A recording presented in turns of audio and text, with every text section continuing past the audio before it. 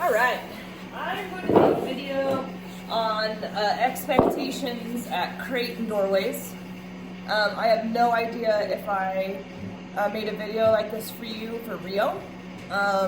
If I didn't, you might consider taking some of this advice for Rio, because the last time Rio boarded with me, crate and doors, she was pretty excited about that process. She didn't calm down very well. So there might be something that maybe you guys are thinking I need to get the dog outside as fast as I can and get them their exercise and their potty, which I understand. But at this point, Nuke no longer is going to be, losing control of herself, or she's on a good schedule right now. She can hold it for a long time, so we don't need to worry about hurrying. And this part of, it might be repetitive if you've heard me say any of this before, but I just, I think it benefits to hear repetition. So excuse me if I seem redundant to you. But this ritual of crate etiquette and how to properly go out doorways is, in my opinion, the most important part of my training. It sets the tone for everything. So if the dog is extremely wild in their crate and doesn't come out appropriately and anticipates at doorways and rushes doorways or tries to beat you to doorways and you kind of meet the dog at the door, these are all bossy, overexcited conversations, and so we really need to make sure to not only address them, but get the dog to the point where it's second nature for them to calmly wait in the crate and at the door and not burst through doors and not bum rush doors and not try to beat you to the door. So that's the goal. Nuke is really crazy. She's probably come a long way since she's been here, but I want to kind of walk you through my process with her so that you're better prepared when she comes home. This is going to be a really important part of her training. And in fact, when she first comes home, I'm going to recommend that you spend the most time focusing on this section of the training before you get her outside, because she's pushy and she's a bit overexcitable at first, and so I think it's really important that you guys spend a lot of time setting the tone at these thresholds to make sure her brain is not anticipating and not manipulating and not, in a state of mind that's too excited for any handler to control, right? The more excited the dog is, the harder it is for us to control them. So we really want to make sure to set the tone of calm. Now you're going to notice that, sorry for this lovely camera angle, you're going to see my legs in the crate. You're going to see that I have, did you get my message? Can you just leave Tomka outside until I'm done with the video? Just back time.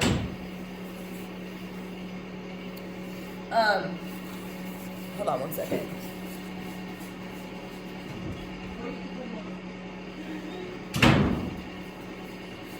Okay, sorry about that.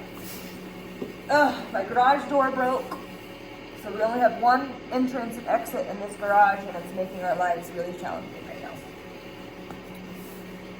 Anyway, you're going to notice this crate's covered entirely, and I'm going to recommend that you do that for Nuke, whether that's getting a plastic crate so that it's easier for her to cover, because she will pull things through her crate in a wire crate, or maybe ordering a crate cover for wire crates. They're very snug, they fit to the point where it's really hard for a dog to pull them through. So that'd be my recommendation for a crate, because she needs her crate covered. If I even leave this, I have the place board leaned up against it because she'll pull blankets in. So it's my way of covering it without her being able to grab onto something. And if I don't cover this, like even if I leave for 5 minutes, she starts howling and making all sorts of noise. She does a lot better if her crate's covered. So I'm going to recommend that you cover her crate. Now I'm going to undo this, and you're going to be able to see. Are you kidding me right now? She's obviously known that I'm here this whole time, because she's absolutely never this calm when I go to her crate. Give me 1 second. I'm going to walk outside and come back. I want her to be more excited. So there's going to be a little space in this video.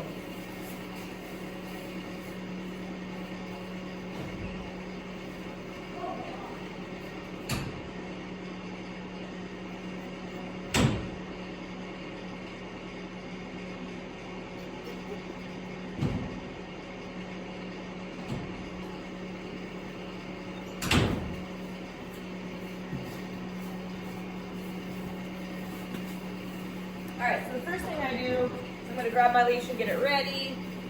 You know, there we go. There's a bit more excitement. She's usually a lot squirrelier than this even. She's just, especially in the morning. The morning's the hardest for her. She's really bounding around in the crate, very ready to get out.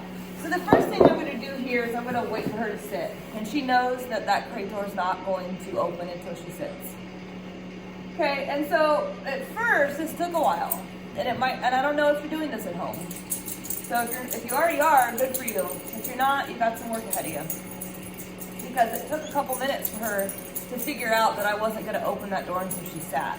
Okay, so I don't tell them to, because if I don't have a tool to reinforce what I'm asking, I don't want to get myself into a situation where they can blow me off and I don't have the means to follow through. Right? So I'm not going to say sit. I'm just going to sit here and wait for the sit. And then once I get it, I'm going to lean through the latch. And you notice how she, you might not have been able to see it because my arm was blocking it. But sometimes when I go to grab the latch, she pokes it with her nose. Or sometimes she even paws at it with her foot. And now when she does that, I take my hand away from the latch. Because it's a very bossy behavior to follow your hand and kind of point where you want that hand to go. You know, open that door for me, Mom. So I'm actually not going to even cinch the latch down as long as I got a terrible angle. There we go. Now she got up, so I'm not going to open it. I'm going to back off now, and I'm going to wait for her to sit.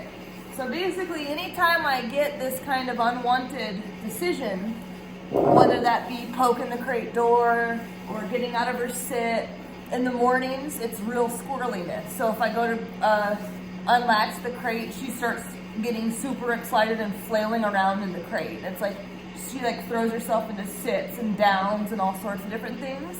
But I don't move forward until she's more like this. So I just wait her out. I don't say anything, I just wait her out. And I'm gonna go to grab the latch. And when I see that she's not staring at it, I'm gonna unlatch it and just hold the door right here. Right, so the first step is, can you stay calm and in a sit while I mess with your crate latch, right? And now she's doing super well, so I'm gonna open the door and test to see if she can stay like that with the door open, nice and calm. And she gave me that. So now that I'm getting all that, I'm gonna do this lasso effect where I'm gonna invite her out and I'm gonna loop her head into the leash as I invite her out. Let's go, Nuke. And when she comes out, I'm only gonna give her about 3 feet of leash. This is one of the only times you're ever gonna hear me to ask you to keep your leash short. Good. And the reason why I'm doing that is because when she first got here, if you gave her the whole leash, she ran around the garage like a maniac. Now, I'm shortening the leash, but I'm not shortening it with tension, right? There's a big loop right here. There's only 3 feet of leash, but look at how loose this is. If she were to apply her own leash pressure, which she did when she first came out of the crate, I'm just gonna stand there. I didn't even say anything. I just stood there, kept my hands to my side, and held the pressure until she got off of it. You're being really, really, really good right now. Are you showing off? Are you showing off? Huh? So by me not adding pressure or moving or creating any momentum, she's learned that she only has one choice. Get off the pressure and actually go into a sit, which she did on her own without me asking. There we go. Here's an example. See, I'm going to hold the pressure. I'm not going to let go. I'm not going to move around. I'm not moving. You can't see my hand very well, but I'm not moving. I'm just letting her go through it until she's calmer. She chose to sit on her own the last time, which was really cool. If she doesn't choose to sit on her own, you can add that leash pressure and put her into a sit. Hey, sit. Now I'm going to put the e-collar on her while she's in a sit.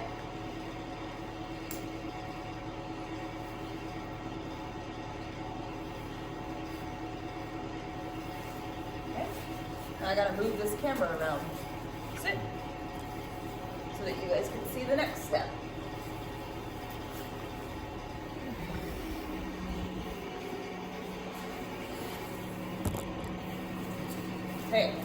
So now, let's see if this works better. Now, we are going to work doorways, right? This is the first of two. No. And the goal to this first doorway here, she's gonna walk here with me. So as I'm walking to the door, I want this loose leash so I can see what she's gonna do. Huh?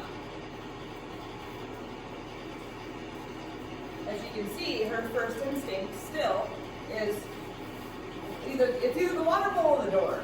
She's obsessed with water. So, you know, but she's not staying with me. So the first thing I did was stop when she disengaged and called her back and put her into a here sit where we left off, right? It's like you followed me for a step before you shot out. I'm going to stop and bring you back to that step so we can go over it again. Here. Let's go. Now I backed up. Good. Let's go. Huh? So right now, I'm going to encourage you guys to use your water bowl as a resource that you're going to work her off of. She's obsessed with water, and I think I'm not going to have you guys do this forever. This is going to be temporary, but I'm going to have you guys not just allow her to go with the water bowl whenever she wants, because I really want her to learn to do permission-based things for you, and I think because she's obsessed with water, we can use the water bowl to make you more relevant. So that's actually why we're going to do it. And it might only be for 2 weeks when she comes home. It might be a short period of time. But I'm just going to encourage you guys to not allow her to just go to a water bowl on her own accord. She's going to choose you over it first. Let's go. So I'm going to the door. What are you going to do? Come. It's a water bowl here. You guys have seen these motions before. I disengage when they disengage. I back up, recall them, put them in a here sit. That is something that you, I would imagine, have pretty great knowledge of as of this point. Okay, now I'm going to break down doors. First is walk to the door with me. That's the first step. Second step is, what are you going to do if I twist this doorknob handle and open it? She stayed in the sit. I think you guys have done doors. She's pretty good at doors. That worked well. Now I'm going to open the door and see what she does. Step 3. Door open does not mean go. Step 4, eye contact. Good girl. Step 5, here, through the door. Nope. Come. Here. Come. There's a dog treadmilling in here. She's like, whoop. She's never seen the treadmill, and she barks at dogs when she sees them. All right, so I've broken it down into 5 steps. Walk to the door with me. Sit. Sorry, too high. What are you going to do if I open the doorknob? What are you going to do if I open the door? Sit. Eye contact. Here.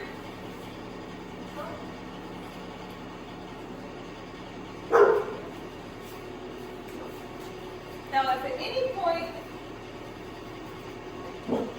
during any of that, when you break it down into 5 steps, she obviously excelled at 4 of the 5 steps, right? The only thing I had to work her through was she wants to beat me to the door. It's the only thing. Other than that, everything else is perfect, up until her seeing that dog, obviously.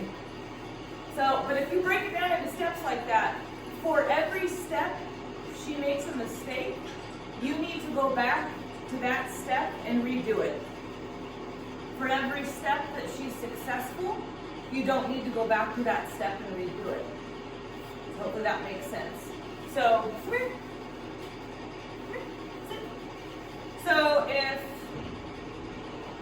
let's say she does all of this really, really well, all these first 4 steps, but then I say here, and she shoots through the door and bursts through it, all I need to do is call her back and do it here through the door again. I don't need to go back and close the door and start all the way over I just need to finish that 5th step that she didn't do very well on. So hopefully that makes sense because she's doing really, really well. Let's go. Now I just want to remind you about this water bowl. I'm sure you, I don't know if you guys remember Choose Me Over. This amount of space she's giving right now is because she's still scared of the dog on the treadmill. Let's go. So we're not going to be able to work on the water thing. But maybe this will be really awkward. I will see what we can do about working her off this dog in here. Sit. Let's go. So there's the outside door. You can hear the treadmill. The dog is behind me, behind the camera, on the treadmill. Nuke is terrified. Let's go. Up. Here. Sit. Let's go. Right there. So this is fear, but maybe we can utilize this kind of fear that she's having to work her through proper door etiquette. Come. Come. Here.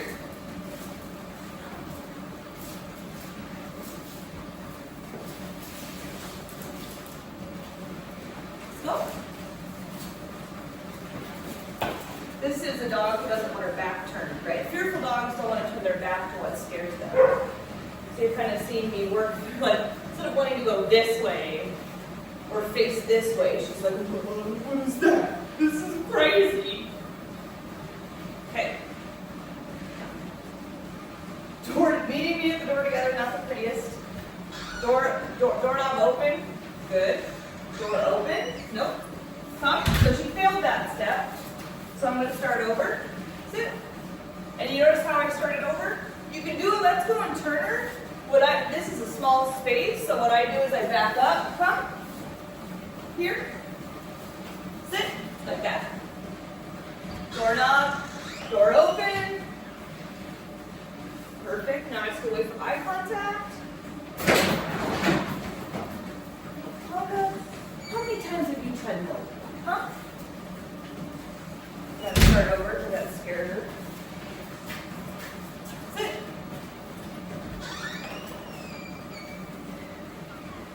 Huh? Here. So that was sit. The eye contact. The door open wasn't the reason why she moved forward. It was she was thinking that when she gave me eye contact that was the cue to leave the door. That's not the cue to leave the door. Eye contact is a step, but me telling her to hear through the door is, hey, sit down. Me telling her to hear through the door is the release to go through the door. So that's why I started over, and what I saw was which step she was unsuccessful at. So again, I'm going to wait for eye contact. Shh. Here.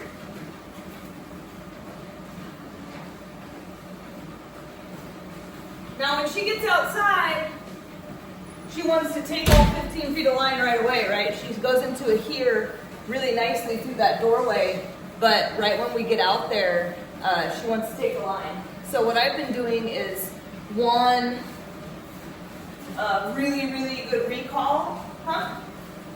Here. Sit.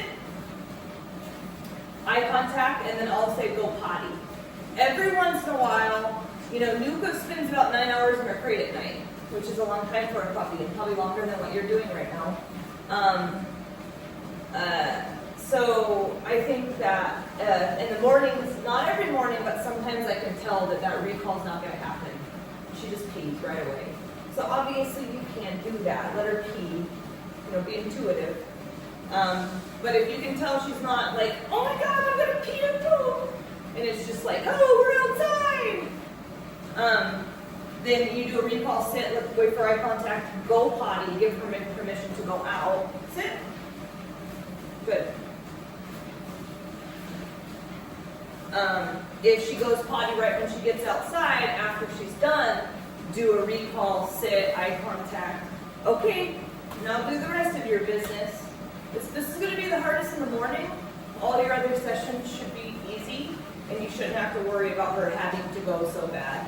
Especially if you're working her off the water bowl, as if it's a resource. Let's go, because I have a feeling that with as obsessed as she is with the water bowl, that she's probably drinking more water than she even needs. Probably just kind of an obsession. It's like some dogs use water bowls. Like, well, I have access to that, and she's controlling A, B, and C, so I'm going to go with the water bowl like 15 times a session, because my owner's worried about my water intake, and I can control that water resource, you see? So if you know, again, intuitive. Does the dog have enough water in a day? No? Add it to their kibble. Has the dog had enough water in the day, and they've been to the water bowl 5 times in one session, they probably have enough water for the rest of the day at that point, if they're drinking that much water. So it's kind of a intuitive thing, but working her off the water bowl and offering it to her every single session will give her that opportunity to get a drink if she needs it. No. Good job, Nuke. No. Give her an opportunity to drink if she needs it, but at least you're controlling the resource, and we're going to start dumbing down that obsession with the water, upping your relevance, and also preventing accidents, because her bladder is going to be so full all the time that she can't hold it. And you can take your time on these things. All right, there's my threshold video. This is going to be your new ritual with Nuke. I hope you like.